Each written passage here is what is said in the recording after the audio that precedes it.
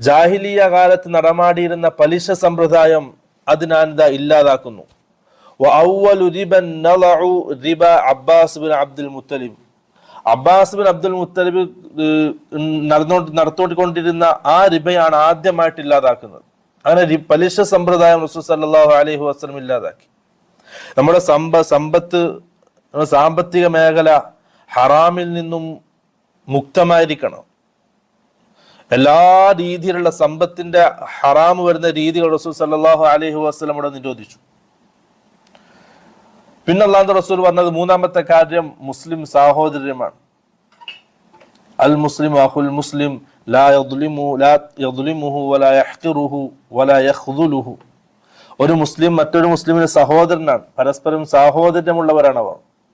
പരസ്പരം ആക്രമിക്കുകയില്ല, പരസ്പരം ചെറുതായി കാണുകയില്ല, മറ്റുള്ളവരെ നിന്ദ്യരാക്കുക